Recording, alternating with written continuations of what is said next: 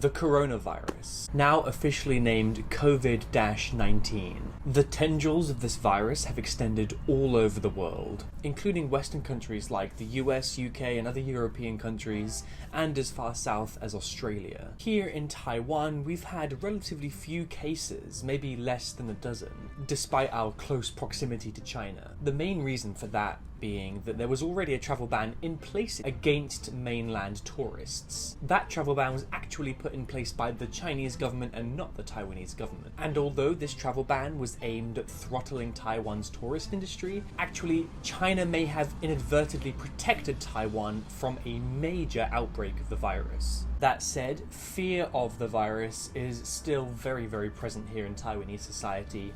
Masks are now a commodity, people lining up for hours outside of pharmacies to get masks, and people being limited to how many masks they are allowed to buy. My school has been delayed by 3 weeks, and public spaces and tourist spots are now almost void of people.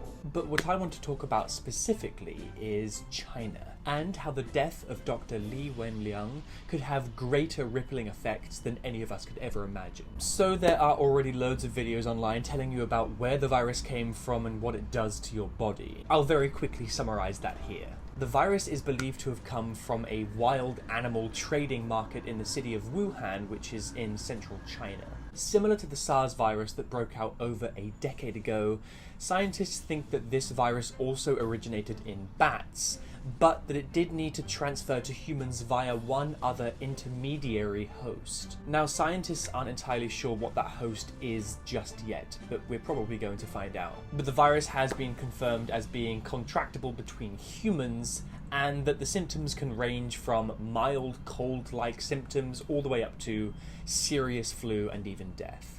I won't bother throwing numbers at the camera because the numbers are ever-changing in terms of how many people have been infected and how many people have passed away. But this virus is already significantly more widespread than SARS and poses a much greater health risk to the global population. So Dr. Wenliang was actually an ophthalmologist. That's a doctor who deals with eyes. And on December 30th, 2019, Wenliang, in a WeChat group with other doctors from the hospitals in the area, issued a warning.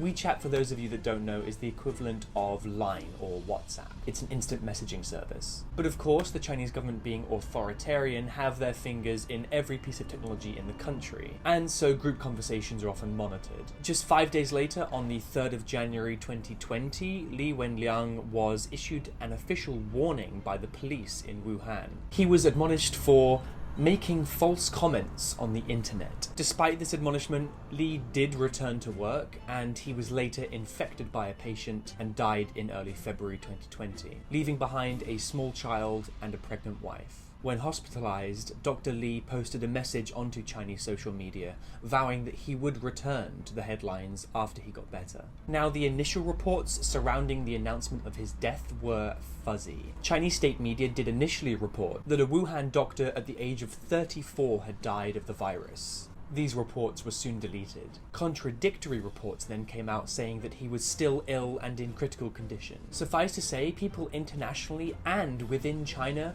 were getting pretty upset with the government about not being totally transparent about what was happening in Wuhan. Now, all of this information is available out there, but let's talk about how the death of Dr. Li might have unforeseen effects on Chinese society. Now, the citizens of China very rarely express their own personal opinions on social media, especially when it comes to politically sensitive material. There have been cases in the past where people have been reprimanded or even jailed for doing so. But with the death of Dr. Li, and with the subsequent exposure of the Chinese authorities' attempts to punish him for trying to warn people about the virus, people in China have taken to social media to express their grief and anger at the system. This is quite unprecedented. The Chinese authorities have made attempts to ban any key terms, but social media apps like WeChat and Douyin, which is the mother app of TikTok, have exploded with content with people expressing grief about the loss of Dr. Li and anger about how the Chinese government have handled this situation. Now, there are kudos to be given to the Chinese government for being able to construct these hospitals in record time, but the fact that they punished one of the first people to actually discover and try to warn people about this virus has really got people up in arms. On Chinese social media, for the first time in a long time, there is a wider conversation information now about censorship and about the potential side effects of how censorship can be really dangerous for a society when it comes to health risks like the coronavirus. One quote from the BBC says, "It has exposed the limits of a political system for which social control is the highest value, breaching the rigid layers of censorship with a tsunami of grief and rage." That quote for me sums up everything.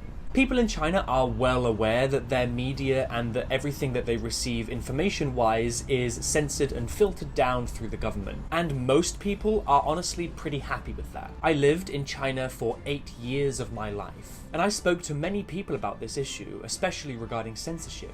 Many Chinese citizens are quick to jump to the defense of the Chinese government, saying that censorship is actually a good thing for a society. But the outbreak of the coronavirus has really punched holes in that argument. And the death of Dr. Li could be the catalyst for something much bigger. This kind of shift in public perception towards the government could have major effects on the future of China. Now, I'm not saying that some huge rebellion is likely at all, but the fact now that moving forwards there are millions more Chinese people with a slightly more skeptical view of their own government, that could really change things. Now, Xi Jinping, the chairman of China himself, has made a rare public appearance recently. Although even this was met with controversy, as instead of visiting the city of Wuhan himself, he sent a delegate, Li Keqiang, to go in his place. So an act that was perhaps an attempt to quell some of the dissidents amongst the public has maybe even further exacerbated things, as people look to Chairman Xi and ask, why aren't you down here yourself?